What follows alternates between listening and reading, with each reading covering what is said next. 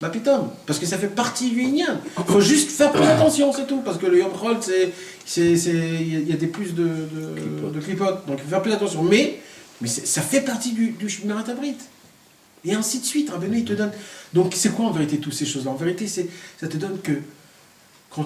C'est sûr que tu peux tout. Tu te rappelles qu'un jour, quelqu'un est venu chez Rabbi Nathan, il a dit à Rabbi Nathan, je monte. Ouais. Rabbi Nathan, il dit, c'est beau, c'est bien, mais que jusqu'à dans 3 mois. Dans 3 mois, tu vas revenir, tu vas pleurer. Rabbi Nathan, c'était un homme posé, Rabbi Nathan. Rabbeinu aussi. Rabbeinu, il n'aimait pas les choses qui sont comme ça. Continue à faire. Tu sais, moi, ce qui m'a impressionné, c'est quand Rabbeinu, il a dit à Rabbi Avraham Ber, ton Khatzot, il est à 3h du matin. Attends, tu sais ce que ça veut dire, ça? C'est juste tout. Ouais. Mais attends, mais c'est de la folie. Et Rabbeinu lui-même, il a dit, c'est que 2 heures dans la nuit, le Et Ratson, c'est que 6 heures après le Tzet HaKoravim.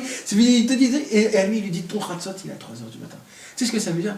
Ça veut dire, le monde, si tu vas être Oved Hashem, le monde se plie devant toi. Même Dieu lui-même. Rien qu'il soit Oved Hashem. Mais au moment où tu t'es marli d'être Oved Hashem, sache que le monde se plie devant toi, même Hashem lui-même. Si tu veux être un Oved Hashem, l'homme échané dans le travail, l'homme échané dans le Beth Amidrash, l'homme échané. Oui, d'accord. C'est comme ça. Et il ne faut pas se sous-estimer parce que toi tu travailles alors que t'es moins que quelqu'un qui est comme ça. Ne pense pas ça. Ne pense pas ça. Tu sais, on raconte tous les plus grands tzadikim. Rabbi Nachum Schuster, c'était tous des travailleurs. Rabbi Shimshon Barsky, c'était un travailleur. C'était tous des travailleurs, c'était des gens qui travaillaient. Rabbi Avram Ber Nachman, c'était tous Rabbi Nachman Mitulchi, c'était des gens qui travaillaient. Mais Rabbi Yitzhak, Rabbi Ephraim Ben Rabbi Naftali, c'est des gens qui travaillaient. C'est vrai que Rabbi Nathan, il n'aimait pas, il avait un moins parce qu'il travaillait, mais quand même, c'était des tzadikim, Oui. Rabbi Ephraim Ben Rabbi Naftali, il vendait je ne me rappelle plus quoi. Et toujours, il gardait ses yeux. Il vendait des choses de femmes, le pauvre. Rabbi Ephraim Ben Rabbi Naftali, t'imagines? Il vendait des choses de femmes, je ne me rappelle plus c'était quoi exactement. Au marché, là-bas? Au marché, c'était un marché. Et à chaque fois qu'il rentrait une femme pour acheter quelque chose, il se retournait, et jusqu'à qu'il entendait le bruit des pièces.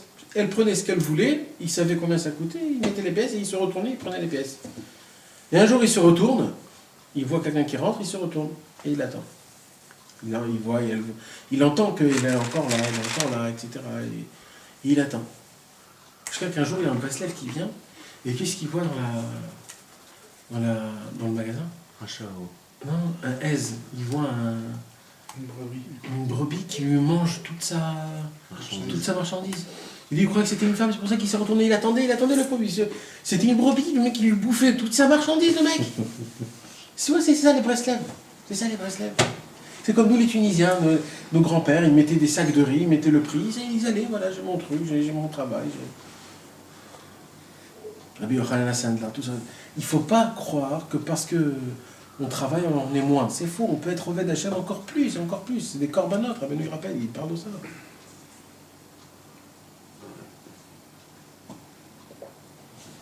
Tu sais où c'est plus dur? Au travail, c'est plus dur. Pas au Beth Midrash. Au Beth Midrash, c'est beaucoup plus facile, crois-moi. C'est beaucoup plus facile. C'est au travail que c'est plus dur. Chaque instant, tu dois te rappeler. Tout ça, c'est du Evel Avalim. Tout ça, c'est des bêtises. Tout ça, c'est des ch'touillottes. C'est des dimionotes. Tout ça, c'est à cause de mes fautes. C'est à cause de Adam Arishon. Et pas mentir, et pas voler, et pas tricher, et pas exactement, d'être gentil, de faire du Kiddush Hashem, que ce que j'ai dit, je ne me reviens pas sur mes paroles. J'ai pensé comme ça, faut pas que je fasse comme ça. C'est encore plus dur, dans le travail, c'est encore plus dur. C'est l'application netto de la halakha. Dans le Beth Midrash, mais c'est hyper facile dans le Beth Midrash. C'est hyper facile. Tu testes du matin jusqu'au soir, et à la fin, t'es kiffant, tu dis, regarde, Baruch Hashem. C'est pour ça qu'il ne faut pas sous-estimer, c'est des endroits, t'es tankiste, mon pote, reste là-bas, c'est bien, c'est ton truc. Mais fais le maximum de ce qu'un tankiste il doit faire. Comme ça, il disait Rabbi Nathan à son fils, Rabbi Yitzhak, quand tu es au travail, tu travailles, tu fais... Exactement, quand tu es en dehors du travail. Il n'y a des doutes, ni à ta halakha, ni à rien. Exact, et quand tu sors, tu fais ton travail Hachem. C'est important.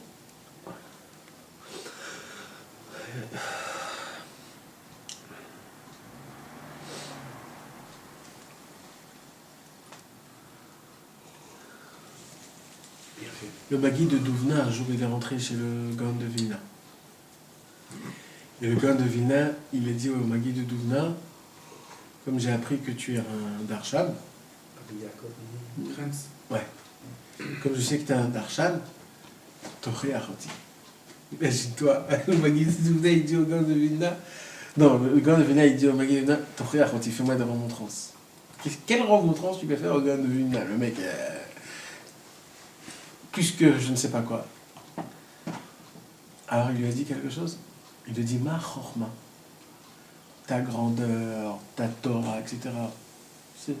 Moi aussi, si je me serais assis comme toi, je serais pareil. Sors dehors, et je veux que tu sois dehors comme tu es dedans. Et qu'est-ce qu'il lui a dit? Il a dit T'as raison. Mais Dieu, il m'a mis ici. Moi, je suis ici. Là où on me met, c'est là où je dois faire. Je dois être avec Hachem là où on me met. On m'a mis dans Bétémidrash, je vais être à fond dans Bétémidrash. On me met dehors, je me mets à fond dehors. C'est comme un jeu des échecs. Vous savez, nous tous, on est tous des pions dans des échecs. Mais le problème, c'est que les pions, ils sont vivants. Donc tu t'imagines que les pions, toi tu le mets ici, lui, il va là-bas. Mais attends, je veux me mettre ici. Non, il va là-bas, il court là-bas. Mais non, mais c'est ici que je veux te mettre. Et nous, on dit non, mais je vais être là-bas, je suis le pion, je vais être la reine. T'es pas la reine, t'es un pion, frérot, t'es un pion. Tu peux pas, t'es un pion. Non, je vais être la reine. Je veux sauter 4, 5, ce que je veux sauter toutes les échelons. Je veux demain être le plus grand. Mais non, non, toi, t'es un pion, j'ai besoin de toi comme un pion. Et quand tu mets le pion jusqu'au fond, il devient la reine. Mais pourquoi? Parce qu'il est resté pion jusqu'à la fin. Il est resté pion jusqu'à la fin.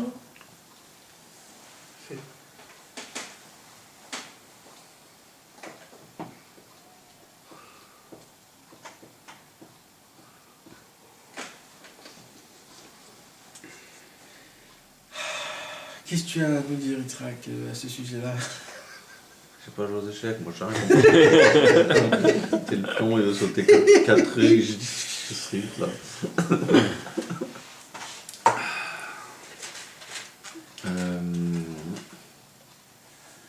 Je me l'air fatigué. Pas du tout, Je viens de me lever. C'est l'heure qu'il faut se lever. C'est debout, ça y est.